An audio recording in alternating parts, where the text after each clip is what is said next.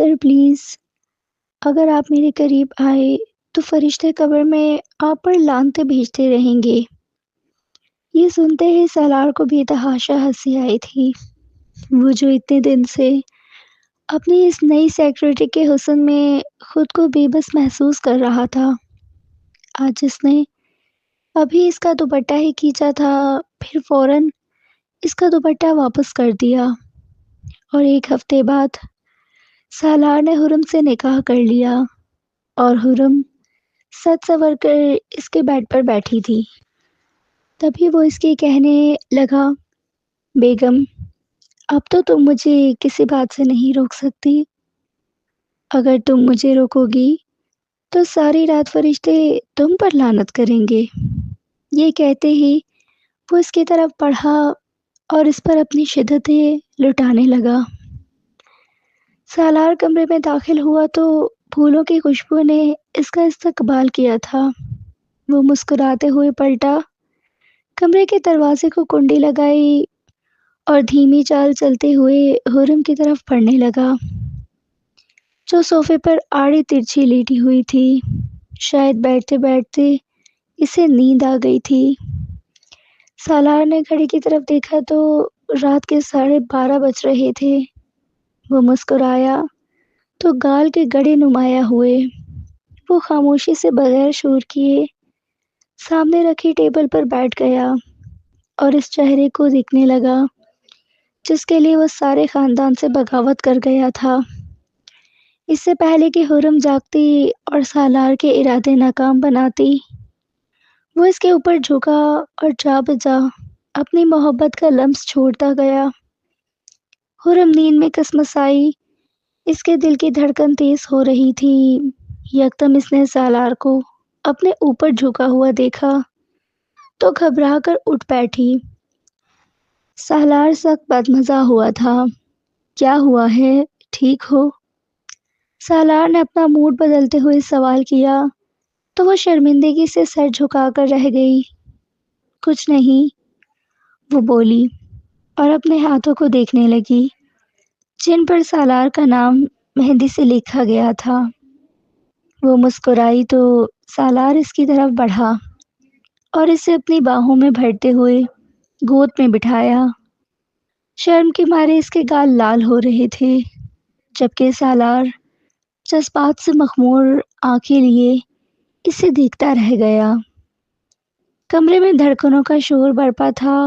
وہ وہاں سے اٹھ کر جانا چاہتی تھی مگر سالار کے مضبوط باہوں کے حصار میں پھنس کر رہ گئی۔ اسے سر جھکائے دیکھ سالار مسکرایا اور اس کے لبوں کو اپنے دسترس میں لیتے ہوئے اس پر اپنی شدتیں لٹانے لگا۔ حرم کو سانس نہیں آ رہی تھی۔ وہ اپنے بچاؤ کے لیے ہاتھ پیر مارنے لگی مگر سالار نے اس کی یہ کوشش بھی ناکام بنا دی۔ لبوں سے ہوتے ہوئے وہ گردن کے قریب آیا اور اس پر اپنی شدتیں لٹاتے ہوئے اس کی سفید رنگت پر نشان چھوڑ گیا، یہاں تک کہ حرم کے منہ سے ایک سسکی نکلی اور چند آنسو بے مول ہو کر بالوں میں جذب ہو گئے۔ حرم کے اس طرح رونے پر وہ بوکھلا کر اس سے دور ہوا۔ تم رو کیوں رہی ہو؟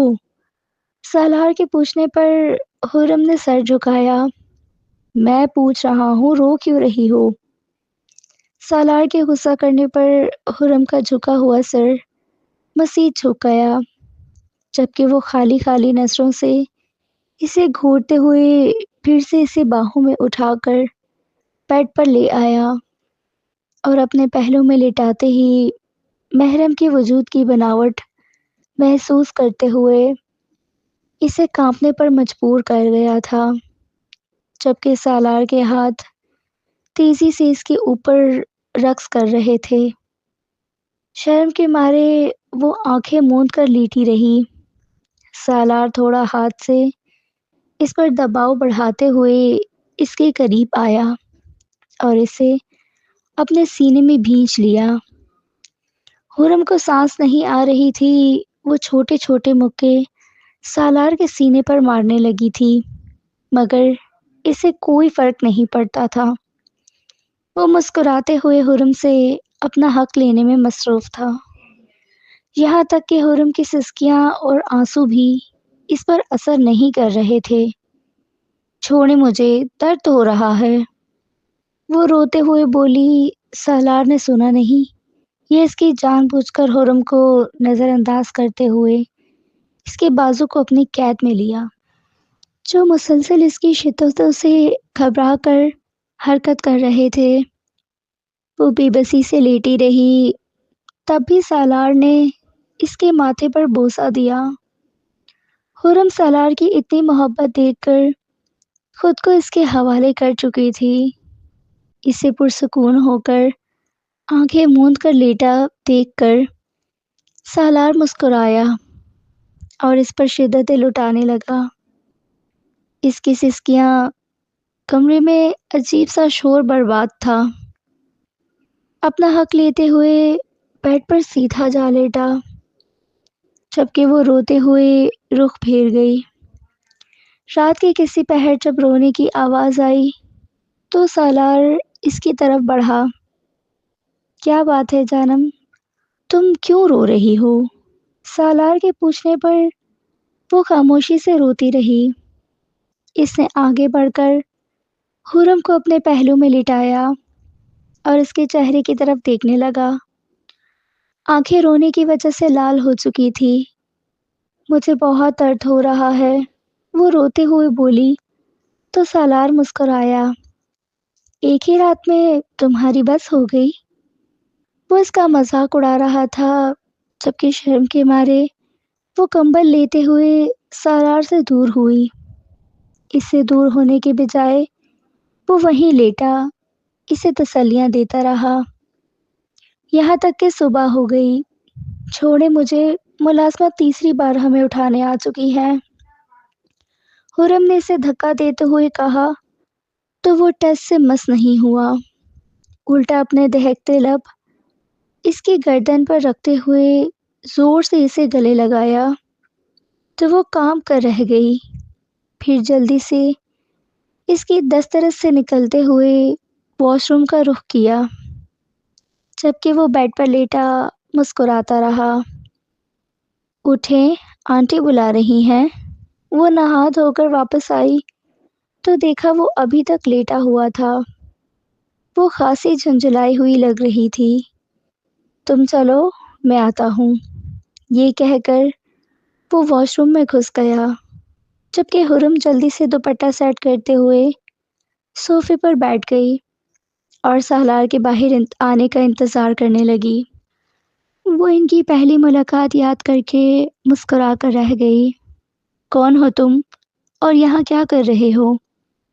حرم نے چلاتے ہوئے سامنے شخص سے سوال کیا، جو اس وقت اس کی مہران میں بیٹھا خود کو چھپانے کی ناکام کوشش کر رہا تھا، حالانکہ اس کا چہرہ دکھائی دے رہا تھا۔ میں نے پوچھا کون ہو تم؟ بتا دو ورنہ پولیس کو بلا لوں گی۔ یہ کہتے ہی وہ ارد گرد دیکھنے لگے۔ تھوڑی دور ہی پولیس والے کھڑے ہوئے تھے، لوگوں کی چیکنگ کر رہے تھے، جبکہ وہ اس کی کار میں زخمی حالت میں چھپا ہوا تھا۔ دیکھو، تم میری مدد کرو، اگر تم میری مدد کرو گی تو اس کے بدلے تمہارے منہ مانگی رقم دینے کو تیار ہوں، بس مجھے یہاں سے ہسپتال لے چلو۔ سالار نے کراہتے ہوئے اس سے مدد مانگی۔ پہلے تو وہ سوچ میں پڑ گئی، کیونکہ اس کے بابا کی سرجری تھی اور اسے ہر حال میں رقم چاہیے تھی، مگر وہ ایسے ایک اجنبی شخص پر بھروسہ نہیں کر سکتی تھی۔ ایک تو وہ زخمی تھا اور پولیس بھی زیادہ دور نہیں تھی۔ وہ کچھ ہی دیر میں اس کی چیکنگ کر کے اسے بھی ساتھ ہی پولیس اسٹیشن لے جا سکتے تھے، مگر پھر بھی بابا کی فکر کرتے ہوئے وہ کار میں بیٹھ گئی۔ او بی بی، کون ہے تمہاری گاڑی میں؟ اچانک ایک موٹا خراٹ پولیس والا اس کی گاڑی کے قریب آیا اور غصے سے پوچھنے لگا تو حرم کام کر رہ گئی، جبکہ سالار نے ماسک پہن رکھا تھا۔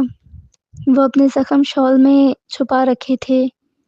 جی وہ میرے شوہر ہیں، ان کی طبیعت ٹھیک نہیں، ہسپتال لے کر جا رہی ہوں۔ حرم نے اتنی صفائی سے جھوٹ بولا کہ سالار مسکرایا۔ اور اس کے جھوٹ کا ساتھ دینے کے لیے آنکھیں موندے لیٹا رہا۔ پولیس والا حیران ہوا اور دروازہ کھول کر دیکھنے لگا۔ یہ لڑکے، ماسک اتار، اور یہ چشمہ بھی پولیس والے نے کہا تو ہورم ادھر ادھر دیکھنے لگی۔ سامنے اسے آشوب چشمہ کا بورڈ دکھائی دیا۔ سر، اب اس کی چشمہ نہیں اتروا سکتے، ہورم فوراً سے بولی۔ پولیس والا رک گیا، جبکہ سالار کے دل کی دھڑکن تیز ہو رہی تھی کہ نہ جانے وہ کیا کہنے والی ہے۔ کہیں اس کا پردہ فاش نہ ہو جائے۔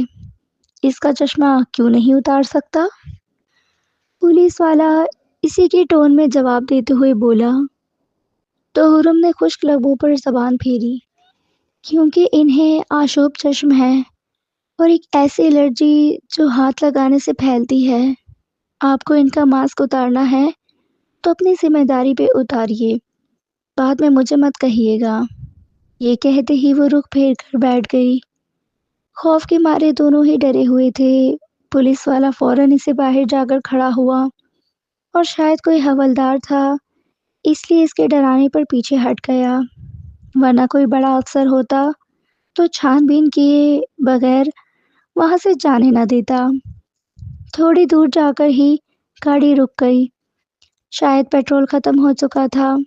ہورم نے اپنے سر پر ہاتھ مارا۔ وہ پولیس والا فوراً انہی کی طرف بڑھا۔ کیا ہوا ہے؟ سب ٹھیک ہے میڈم؟ شام کے اس وقت پولیس والے نے ایک لڑکی کے اکیلے ہونے کی وجہ سے پوچھا تو وہ گھبرا گئی۔ جی سب ٹھیک ہے، لگتا ہے پیٹرول ختم ہو گیا ہے۔ یہ کہہ کر وہ پولیس والے سے نظریں چرا کر رہ گئی، جبکہ سالار چشمہ ہٹا کر انہیں دیکھنے لگا۔ جیسے ہی پولیس والے کو متوجہ پایا، فوراً سے آنکھیں موند گیا۔ میرے پاس کچھ پیٹرول پڑا ہے، گاڑی ہسپتال تک چلی جائے گی۔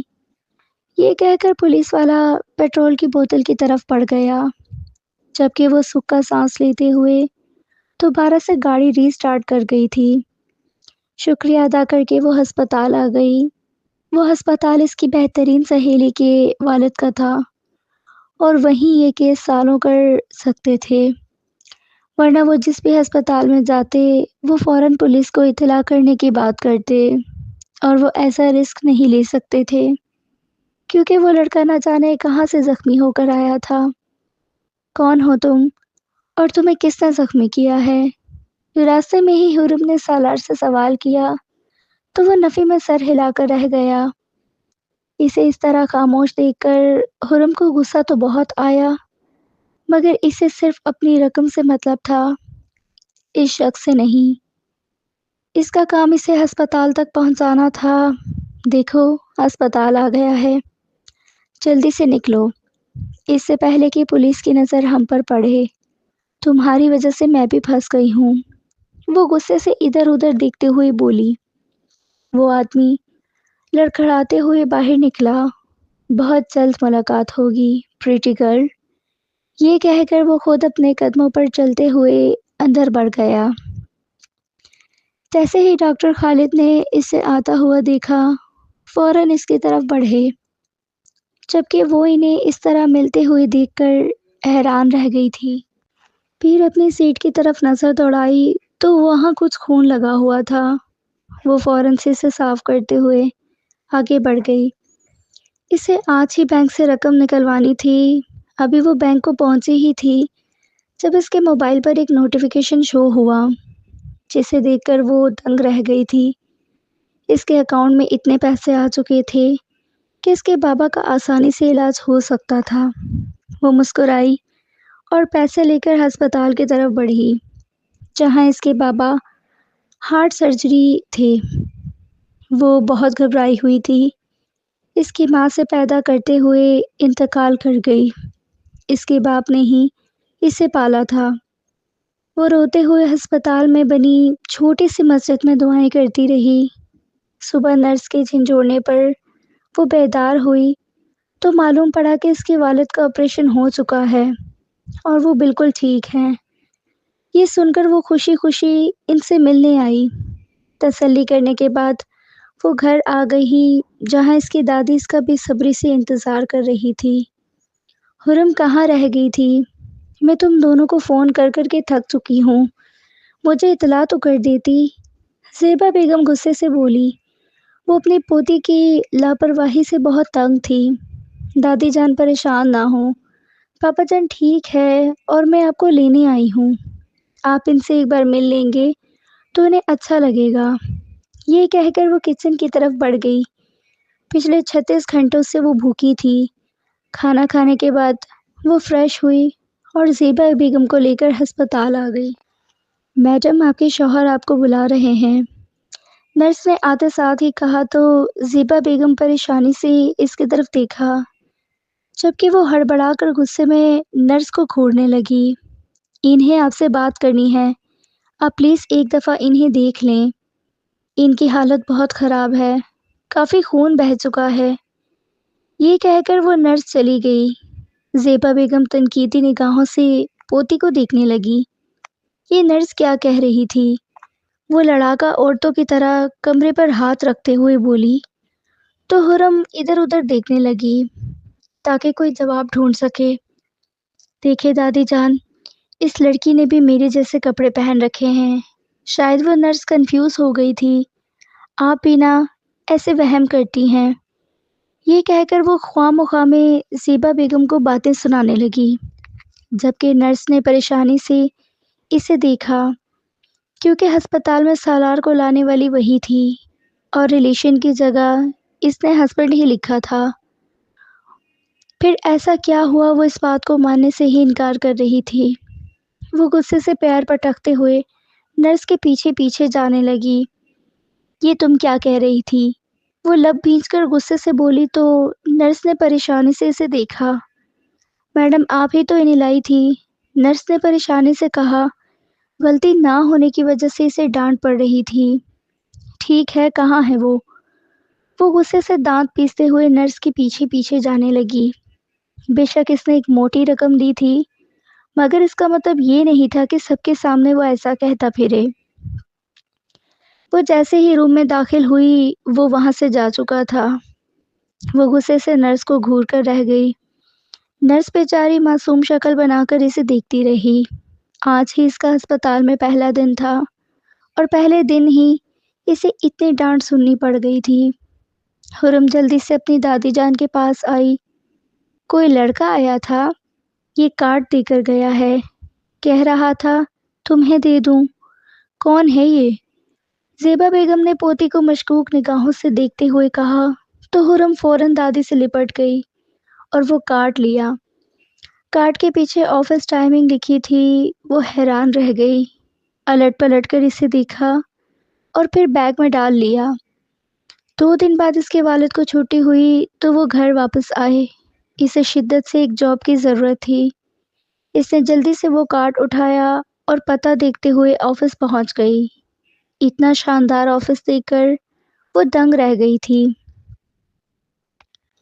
بات سنیں بھائی، اس نے گارڈ کو مخاطب کیا تو وہ گارڈ اس کی طرف بڑھا۔ یہ سالار شاہ کہاں ملیں گے؟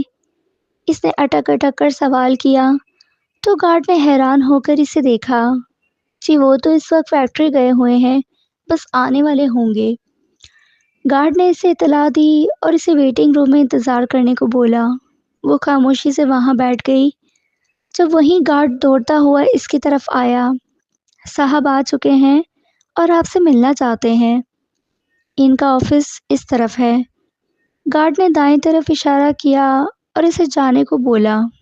وہ دھڑکتے دل کے ساتھ چھوٹے چھوٹے قدم لیتے ہوئے آفس میں داخل ہوتی ہوئی، وہ شخص چیئر پر دوسری طرف منہ کر کیے بیٹھا تھا۔ کیا میں اندر آ جاؤں؟ وہ مؤدب سے لہجے میں بولی تو وہ اس شخص کی طرف متوجہ ہوا۔ اسے دیکھ کر حرم وہیں کھڑی کی کھڑی رہ گئی۔ اسے اپنی آنکھوں پر یقین نہیں آ رہا تھا، کیونکہ وہ کوئی اور نہیں، سالار شاہ تھا جس کی اس نے جان بچائی تھی۔ تم یہاں؟ وہ بے یقینی سے بولی اور اسے گھور کر دیکھنے لگی، جبکہ سالار شاہ نے حیران ہو کر پہلے اسے دیکھا اور مسکرایا اور اسے بیٹھنے کا اشارہ کیا۔ پہلی بات، میں تمہارا باس ہوں، تم مجھے تم نہیں آپ کہو گی، اور دوسری بات، آج سے بطور پرسنل سیکرٹری تم جوائن دے رہی ہو۔ سالار کے کہنے پر وہ حیران ہوئی، اس نے تو اپنی سی وی بھی نہیں بھیجی تھی، پھر اس کی جاب کیسے لگ گئی؟ تم یہ سوچ رہی ہو نا کہ میں نے یہ جاب تمہیں کیوں دی؟ یہ کہہ کر وہ اس کی طرف آنکھوں میں جھانکنے لگا، جبکہ سالار کو اتنا خود پر مہربان ہوتے ہوئے دیکھ وہ پریشان ہو کر اسے دیکھتی رہی۔ تمہاری ابراہیم انکل نے سفارش کی تھی، سالار نے انکشاف کیا تو وہ دنگ رہ گئی۔ اور ایک بات یہ بھول جاؤ کہ تم نے میری مدد کی تھی اور میں نے اس کے بدلے میں تمہیں رقم دی تھی۔ تم نے مجھ پر احسان کیا اور میں نے تمہیں تمہاری ضرورت کے مطابق رقم دے کر وہ احسان چکا دیا ہے۔ اب میں تمہارا باس ہوں، میرا ہر حکم ماننا تم پر فرض ہے۔ وہ اسے سمجھاتے ہوئے بولا۔ خرم نے اسے زیر لب مسکراتے ہوئے دیکھا تو اسے کچھ دال میں کالا لگا۔ نہ جانے وہ شخص اس پر اتنی مہربانی کیوں دکھا رہا تھا۔ اسے ابھی تک یقین نہیں آ رہا تھا کہ آگے جا کر کچھ غلط ہونے والا تھا، یا کوئی ایسا راز جس سے وہ آج تک انجان تھی۔ ہو سکتا تھا کہ سالار شاہ کی وجہ سے وہ راز اس پر فاش ہونے والا تھا۔ وہ کافی دیر وہیں بیٹھی رہی، پھر اپنی ڈیوٹی سمجھ کر اپنے کیبن میں آ گئی اور دادی جان کو یہ خوشخبری سنائی۔ اس کے بابا پہلے ہی اس بات سے واقف تھے کیونکہ انہوں نے اپنے ایک دوست سے نوکری کی بات کی تھی۔ وہ مطمئن تھے۔ اسے ایک ہفتہ ہو چکا تھا، وہ کافی ریزرو رہتی تھی، جبکہ سالار اس سے ہر بات بلا جھجک ڈسکس کر لیا کرتا تھا۔ انکل کی طبیعت کیسی ہے؟ وہ فائلز کو دیکھتے ہوئے بولا تو خرم حیران ہوئی۔ جی وہ بہتر ہیں۔ اب یہ کہہ کر وہ فائل اٹھا کر وہاں سے جانے ہی لگی تھی جب وہ اس کی طرف متوجہ ہوا۔ ویسے تمہاری کہیں منگنی تو نہیں ہوئی؟ خرم اچانک اس کی طرف سوال پر وہ دنگ رہ گئی، پھر نفی میں سر ہلایا اور فوراً وہاں سے لوٹ آئی۔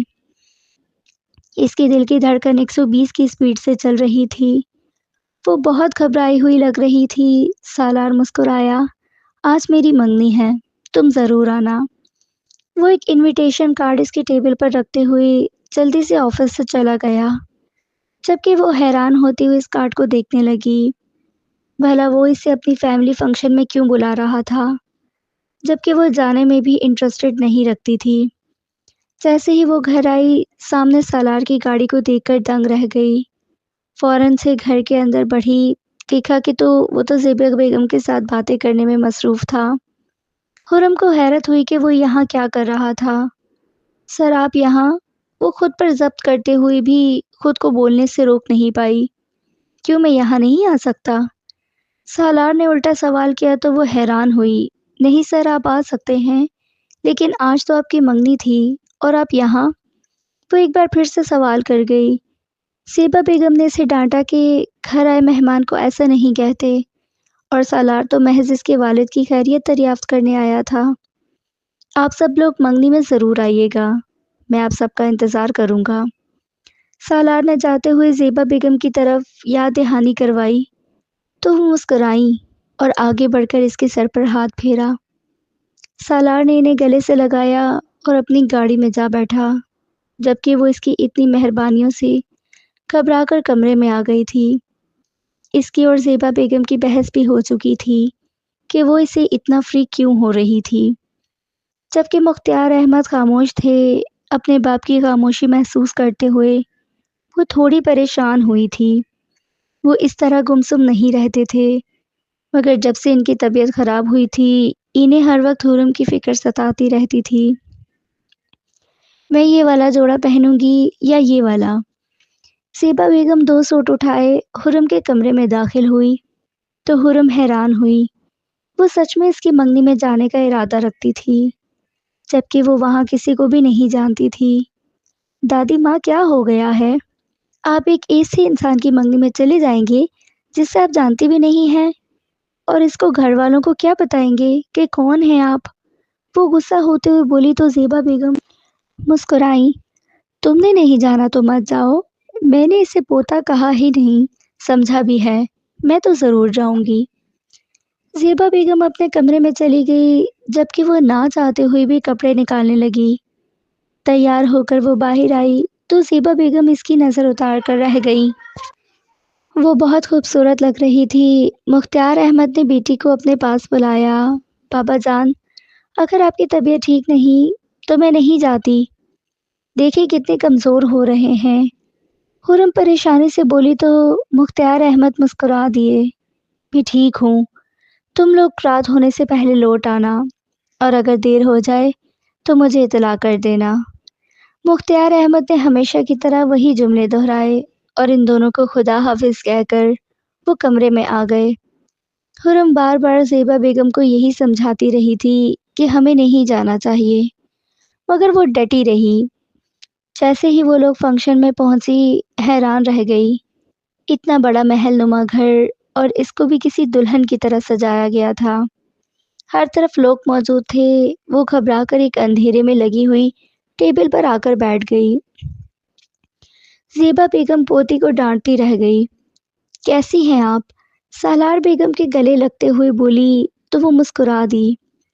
جیسے ہی سالار کی نظر حرم سے ٹکرائی، وہ مبہوت رہ گیا۔ کوئی اتنا خوبصورت کیسے ہو سکتا تھا؟ لمبے بال کمر سے نیچے آ رہے تھے، جبکہ گلابی سوٹ پہن کر وہ خود بھی گڑیا لگ رہی تھی۔ براؤن آنکھوں میں اس وقت غصہ موجود تھا اور گال دہک رہے تھے۔ سالار کو پہلی بار پتہ چلا تھا کہ نتھلی کتنی خوبصورت لگتی ہے۔ وہ سن ہو کر اسے دیکھنے میں مصروف تھا جب اس کی ہونے والی منگیتر ردا نے اس کے سامنے چٹکی بجائی۔ کہاں کھو گئے؟ منگنی کا وقت ہو رہا ہے، سب تمہیں بلا رہے ہیں۔ دھیان کہاں ہے تمہارا؟ ریتا کے کہنے پر وہ ہوش میں کی دنیا میں واپس آیا۔ وہی وقت تھا جب اس نے فیصلہ کر لیا کہ وہ ریتا سے نہیں بلکہ حرم سے منگنی کرنے والا ہے۔ ریتا سے ہاتھ چھڑاتے ہوئے وہ اسٹیج کی طرف بڑھ گیا، جبکہ اس کا ایسا رویہ محسوس کرتے ہوئے ریتا نے ناراضگی سے اپنی ماں کو دیکھا، جو اسے چپ رہنے کو کہہ رہی تھی۔ جیسے ہی وہ اسٹیج پر آیا، ہر طرف تالیاں بجنے لگی۔ میں آپ لوگوں کو ایک خاص ہستی سے ملوانا چاہتا ہوں، جو کم وقت میں میرے دل میں بہت بڑا مقام حاصل کر چکی ہیں، اور وہ کوئی اور نہیں، میری پھپھو نادیہ کی بیٹی حرم ہے۔ یہ کہہ کر وہ تنزیہ نگاہوں سے باپ کی طرف دیکھتے ہوئے حرم کو اسٹیج پر بلانے لگا، جبکہ اس انکشاف پر وہ دنگ رہ گئی تھی۔ اس کے ماں باپ نے بھاگ کر شادی کی تھی، نہیں جانتی تھی کہ وہ جس شخص کی مدد کر رہی ہے وہ اس کے ماموں کا بیٹا ہے۔ وہ پریشانی سے اپنی دادی جان کی طرف دیکھنے لگی۔ وہ اس بات میں سر ہلا کر رہ گئی۔ آپ نے اب تک مجھے اتنا بڑا سچ چھپایا؟ وہ بے یقینی سے اپنی دادی کی طرف دیکھتے ہوئے بولی۔ زیبا بیگم نظریں چرا گئی، جبکہ وہ دھیمی چال چلتے ہوئے اس کی طرف بڑھا اور گھٹنوں کے بل بیٹھتے ہوئے مائک آگے کیا۔ کیا تم مجھ سے شادی کرو گی؟ یہ کہتے ہی وہ مسکرایا۔ ہر کوئی سرگوشیوں میں باتیں کرنے لگا۔ لوگ حیران تھے، ریتا کی آنکھوں میں آنسو تھے۔ وہ بار بار ماں کو ناراضگی بھری نظروں سے دیکھ رہی تھی۔ وہ پہلے ہی ریتا سے شادی کرنے کو تیار نہیں تھا۔ یہ تو بی جان اور اپنے بابا کی ضد کرنے پر وہ اس رشتے کے لیے راضی ہوا تھا، مگر وہ شہریار بھائی کی طرح بلی کا بکرا نہیں بننا چاہتا تھا۔ وہ بہت پہلے ہی حرم کے بارے میں سب جان چکا تھا، مگر اس روز جس طرح حرم نے اس کی مدد کی تھی، اسی روز اس نے فیصلہ کر لیا تھا کہ وہ اسی سے شادی کرے گا۔ تم ایسا نہیں کر سکتے، اکرم شاہ غصے سے بیٹے کی طرف بڑھا، جو ان کی نافرمانی کرتے تذلیل کر چکا تھا، کیونکہ ریتا کوئی اور نہیں، ان سے ان کے بزنس پارٹنر کی بیٹی تھی، اور انہیں اس نکاح سے بہت بڑا فائدہ ہونے والا تھا۔ مگر سالار کی اس کوشش کی وجہ سے وہ فائدہ نقصان میں بدلتے ہوئے دکھ رہا تھا۔ بابا جان، حرم نہیں تو پھر کوئی بھی نہیں۔ میں ہمیشہ ہمیشہ کے لیے انگلینڈ چلا جاؤں گا اور کبھی واپس نہیں آؤں گا۔ وہ دھمکی دیتے ہوئے اسٹیج پر کھڑا مسکرا رہا تھا۔ لوگ سرگوشیوں میں باتیں کر رہے تھے۔ کچھ لوگ ریتا اور اس کے والدین کے جانے کے بعد ہی چلے گئے۔ صرف گھر کے افراد رہ گئے تھے۔ میں اس عورت سے شدید نفرت کرتا ہوں اور اس کی بیٹی کو ہرگز اپنی بہو نہیں بناؤں گا۔ اکرم شاہ غصے سے بولے، مامو جان پلیز ان کے بارے میں ایسا مت کہیں، وہ اس دنیا میں نہیں رہیں۔ آپ سے گزارش ہے کہ انہیں اچھے الفاظ میں یاد کریں۔ اس سب میں پہلی بار حرم بولی تھی۔ اکرم شاہ کو بہن کی موت کا پتہ چلا تو ان کی آنکھیں نم ہونے لگی۔ اور بابا جان، یہ تو آپ بھی جانتے ہیں کہ وہ گھر سے بھاگی نہیں تھی، بلکہ وہ تو پالر گئی تھی اور وہیں سے ٹریفک جام میں پھنس گئی۔ موبائل بند ہونے کی وجہ سے واپسی رابطہ نہیں کر پائی اور آپ لوگوں نے سمجھ لیا کہ وہ گھر سے بھاگ گئی ہیں، اور اسی ڈرائیور کے ساتھ آپ نے اس کی شادی کروا دی۔ آپ لوگوں نے پھپھو کے ساتھ بہت غلط کیا تھا۔ سالار کے بولنے پر حرم نے نم آنکھوں سے اسے دیکھا۔ وہ شخص بلا وجہ اس پر مہربان نہیں ہو رہا تھا۔ وجہ جان کر وہ خود بھی دنگ رہ گئی تھی۔ میں حرم سے شادی کرنے والا ہوں اور اس کو لیکن انگلینڈ چلا جاؤں گا، جیسے شہریار بھائی چلے گئے تھے۔ آپ اپنی اس سلطنت میں اکیلے رہ جائیں گے جس سے اب تک رہتے آئے ہیں۔ آپ کو ہم سب کی موجودگی سے فرق نہیں پڑتا۔ اور موم، آپ ایک بیٹا تو کھو چکی ہیں، دوسرا بھی کھو دیں گی۔ یہ کہہ کر وہ غصے سے اسٹیج سے اتر گیا، جبکہ وہ روتے ہوئے زیبا بیگم کے ساتھ گھر آ گئی۔ بابا، آپ نے اتنی بڑی حقیقت مجھ سے چھپائی؟ وہ روتے ہوئے باپ سے سوال کر گئی، جبکہ مختار احمد سر جھکا گئے۔ بیٹا، میں نہیں چاہتا تھا کہ تم غلط فہمی کی بنیاد پر بنائے گئے اس رشتے کے متعلق کچھ بھی غلط سوچو۔ اور اکرم شاہ تمہاری ماں سے بہت نفرت کرتے تھے۔ میں بتا بھی دیتا تو انہوں نے کون سا تمہیں قبول کر لینا تھا۔ یہ تو سالار کی ضد تھی کہ وہ تم سے شادی کرنا چاہتا ہے، اور مجھے بھی اس رشتے سے کوئی اعتراض نہیں تھا۔ میں بستر مرگ پر ہوں اور نہ جانے کب اپنے خالق حقیقی سے جا ملوں گا۔ تو میں جلد سے جلد تمہارے گھر کا کر دینا چاہتا ہوں۔ مختار احمد کے کہنے پر وہ روتے ہوئے باپ کے گلے لگ گئی۔ بابا، وہاں سب مجھ سے نفرت کرتے ہیں، میں ان کی نفرت میں نہیں سہ پاؤں گی۔ حرم نے کمزور سی دلیل دی تو مختار احمد مسکرا دیے۔ جس گھر میں عورت کے ساتھ اس کا شوہر دے، وہی کامیاب زندگی گزارتی ہے۔ سالار نے تمہارے ساتھ بے مختار احمد نظریں چراتے ہوئے کہا۔ وہ کافی دیر دلائل دیتی رہی، مگر ہر دلیل ناکام ٹھہری۔ وہ روتے ہوئے اپنے کمرے میں آ گئی۔ اس نے ایک مدد کر کے اپنی زندگی میں بہت سے مشکلات پیدا کر لی تھی۔ اسے اس وقت پر غصہ آ رہا تھا جب اس نے سالار کی مدد کرنے کا فیصلہ کیا تھا۔ اگر وہ اس سے ملی ہی نہ ہوتی تو نہ ہی وہ کبھی اس کے پیچھے آتا اور نہ ہی اسے معلوم پڑتا کہ وہ نادیہ شاہ کی بیٹی ہے۔ اگلی صبح وہ بیدار ہوئی تو گھر میں شور سن کر باہر آئی۔ اکرم شاہ اور اس کی نانی جان آئے ہوئے تھے۔ مٹھائیوں کے بہت سے ڈبے ٹیبل پر رکھے ہوئے تھے۔ ہم جلد از جلد ان دونوں کا نکاح کر دینا چاہتے ہیں۔ رخصتی کچھ مہینے بعد کر لیں گے، جب تک کہ سالار کا بھائی شہریار نہیں آ جاتا۔ اکرم شاہ نے نظریں جھکا کر کہا۔ تو مختار احمد مثبت جواب دیتے ہوئے چائے کی پیالی انہیں پکڑا گئے، جبکہ بی جان روتے ہوئے حرم کی طرف بڑھی۔ پہلے میں نے اپنی بیٹی کو کھو دیا، اب نواسی کو نہیں کھونا چاہتی۔ تم اس رشتے سے خوش تو ہو نا؟ انہوں نے اچانک سوال کیا تو حرم نے سر جھکا لیا۔ اسے کچھ سمجھ نہیں آ رہی تھی، الٹا سالار پر غصہ آ رہا تھا۔ بے شک وہ اسے بہت اچھا لگنے لگا تھا، مگر اس کا مطلب یہ نہیں تھا کہ وہ اس کے گھر والوں کی مخالفت کے باوجود اس سے شادی کر لیتی۔ ان دونوں کی منگنی ہوئی تو روبینہ بیگم کا انداز لیا دیا رہنے والا تھا، جبکہ اکرم شاہ کافی شرمندہ نظر آ رہے تھے۔ بی جان تو اس پر صدقے واری جا رہی تھی، اس نے ابھی تک نوکری نہیں چھوڑی تھی، کیونکہ یہ سالار شاہ کا حکم تھا۔ وہ آفس میں داخل ہوتے تو سالار سامنے بیٹھا مسکرا رہا تھا۔ دھیرے دھیرے اس کی طرف بڑھنے لگا۔ یہ کیا کر رہے ہیں آپ؟ اگر آپ میرے قریب آئے تو فرشتے آپ پر لعنت بھیجیں گے، وہ معصومیت سے کہتے ہوئے سالار کو مسکرانے پر مجبور کر کے تھی۔ وہ پچھلے 2 ہفتوں سے اس کے عشق میں کوڑے گوڑے ڈوبا ہوا تھا۔ جب سے اسے پتہ چلا تھا کہ وہ اس کی نادیہ پھپھو کی بیٹی ہے، تب سے تو وہ اسے اور بھی زیادہ عزیز ہو گئی تھی۔ ٹھیک ہے تو پھر بیوی بننے کو تیار ہو جاؤ۔ یہ کہہ کر وہ بالکنی میں آیا اور اپنے والد کو نکاح کا کہہ دیا۔ 2 دن بعد ان کا نکاح تھا۔ وہ خوشی سے پھولے نہیں سما رہا تھا۔ نکاح کو 2 مہینے گزرے تو ان کی شادی کر دی گئی۔ سالار باتھ روم سے باہر آیا، اسے دیوار کو گھورتے ہوئے مسکراتے ہوئے دیکھا تو اس کے سامنے چٹکی بجانے لگا۔ کیا ہوا ہے؟ کن خیالوں میں کھوئی ہوئی ہو؟ سالار نے بال بناتے ہوئے سوال کیا تو وہ سر جھٹک کر رہ گئی۔ کچھ نہیں، ایسے ہی۔ وہ یہ کہہ کر اس کے پاس آ کر کھڑی ہو گئی اور اس کے سینے پر سر رکھ دیا۔ کیا بات ہے، صبح صبح بڑا پیار آ رہا ہے؟ سالار نے اسے تنگ کرتے ہوئے کہا تو وہ مسکرا دی۔ اگر آپ نہ ہوتے تو شاید حالات کچھ اور ہوتے۔ وہ نم آنکھوں سے بولی تو سالار نے اسے ڈانٹا۔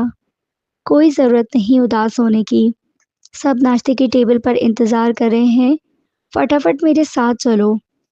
وہ زبردستی اس کا ہاتھ پکڑے ٹیبل تک لے آیا۔ روبینہ بیگم نے اسے اپنے پاس بٹھا لیا تھا۔ یہ کنگن ہی جان کے ہیں جو انہوں نے مجھے دیے تھے، اب ان پر صرف تمہارا حق ہے۔ روبینہ بیگم نے اسے کنگن پہنائے تو وہ تشکر بھری نگاہوں سے انہیں دیکھنے لگی۔ سب نے خوشگوار ماحول میں ناشتہ کیا۔ شام کو ولیمہ تھا اور اسے ابھی پارلر جانا تھا۔ وہ جلدی سے کمرے میں آئی تو سالار بھی اس کے پیچھے چلا آیا اور آتے ساتھ ہی اس کے کمرے میں ہاتھ ڈالتے ہوئے اسے اپنے قریب کیا اور اس کی آنکھوں کو بوسہ دیتے ہوئے اسے غور سے دیکھنے لگا۔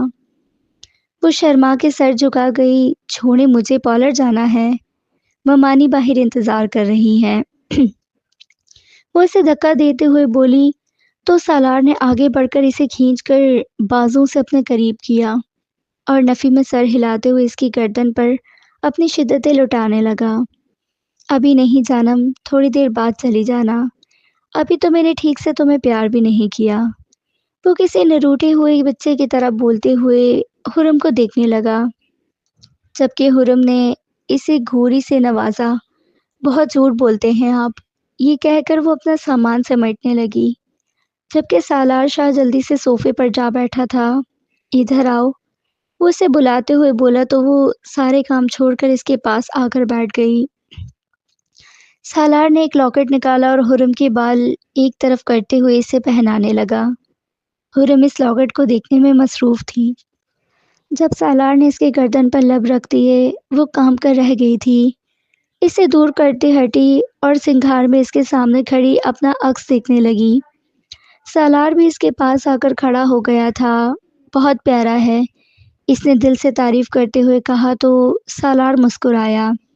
ایک بات تو بتائیں؟ اچانک بات یاد آنے پر وہ اس کی طرف مروڑتے ہوئے بولی۔ وہ پوری طرح سے اس کی طرف متوجہ ہوا۔ آپ مجھے کب سے جانتے تھے اور اس روز آپ زخمی کیسے ہوئے؟ وہ غصے سے آنکھیں سکیڑے اس سے سوال کرنے لگی تو سالار کا قہقہا بلند ہوا۔ جب تم نے مجھے یونیورسٹی میں تھپڑ مارا تھا، میں تو تمہیں تب سے جانتا ہوں، اور کچھ گنڈے میرے پیچھے پڑ گئے تھے۔ انہوں نے کار چھین کر مجھے زخمی کر دیا اور پولیس کے ڈر سے بھاگ نکلے۔ سالار نے جھوٹ بولا کیونکہ وہ اسے یہ نہیں بتا سکتا تھا کہ وہ ایجنٹ ہے، تو وہ حیران ہوئی۔ یونیورسٹی میں پہلے دن ہی غلط فہمی کی بنیاد پر اس نے سالار کو تھپڑ مارا تھا۔ وہ تو بھول چکی تھی، مگر سالار کو ابھی تک یاد تھا۔ وہ میں نے سینئرز کے کہنے پر مارا تھا، خود سے تھوڑی مارا تھا۔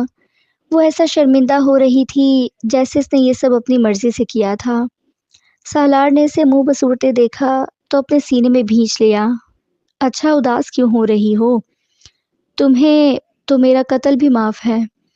وہ مسکراتے ہوئے اس کے بالوں میں اپنا چہرہ چھپا گیا، جبکہ حرم مسکرا دی۔ کیا میں اندر آ سکتی ہوں؟ اچانک دروازہ ناک ہوا تو وہ پہلے دونوں فوراً ایک دوسرے سے دور ہوئے۔ جی جی، ممانی جان آ جائیں، وہ گھبرا کر بولی تو روبینہ بیگم کمرے میں داخل ہوئیں۔ میں تم سے اپنے پیچھے رویے کی معافی مانگنے آئی ہوں۔ ایک دور تھا جب تمہاری ماں اور میں بہترین سہیلیاں تھیں، ایک دوسرے سے بات کیے بنا ہمارا دن نہیں گزرتا تھا۔ پھر کچھ غلط فہمیوں کی بنیاد پر ہمارے درمیان اتنی دوریاں آ گئی کہ ہم نے ایک دوسرے سے ملنا ہی چھوڑ دیا۔ شاہ کو میرا نادیہ سے ملنا پسند نہیں تھا کیونکہ شادی والی رات ہی وہ گھر واپس نہیں آ سکی اور بارات واپس لوٹ گئی تھی۔ روبینہ بیگم نے سر جھکا کر کہا تو ماں کے ذکر پر حرم کی آنکھیں نم ہونے لگی۔ رو کی رہی ہو، میری کوئی بات بری لگی ہے کیا؟ روبینہ بیگم پریشان ہو کر بولی تو وہ نفی میں سر ہلا گئی، اور آج سے تم مجھے ممانی نہیں موم کہہ کر بلایا کرو۔ تم نہ صرف میری بہو بلکہ میری بھانجی ہو۔ کاش اس وقت ہم تمہاری ماں کی ایک بار بات سن لیتے تو اب تک پچھتا نہ رہے ہوتے۔ روبینہ بیگم نے آنکھوں کے آنسو صاف کرتے ہوئے حرم کو گلے لگایا تو وہ بھی رو دی، جبکہ سالار شاہ ان دونوں کو دیکھ کر مسکراتا رہا۔ وہ جانتا تھا کہ جیسے ہی سب کو ان کی غلطی کا ادراک ہوگا، سب لوگ حرم کو بطور بہو قبول کر لیں گے، اور ویسا ہی ہوا تھا۔ وہ دونوں پارلر چلی گئی۔ شاہ اپنی فیملی فوٹو نکالنے لگا جس میں اس کی پھوپھو بھی تھی۔ وہ مسکرا رہی تھی۔ پھوپھو، میں نے آپ سے کیا ہوا وعدہ نبھا دیا، وہ یہ کہہ کر مسکرایا اور سنبھال کر وہ تصویر بیڈ کی ساری ٹیبل پر رکھ دی۔ وہ جتنا خدا کا شکر ادا کرتا کم تھا۔ اس نے جسے چاہا تھا وہ اسے پورے حق کے ساتھ مل چکی تھی، بھلا اسے اور کیا چاہیے تھا۔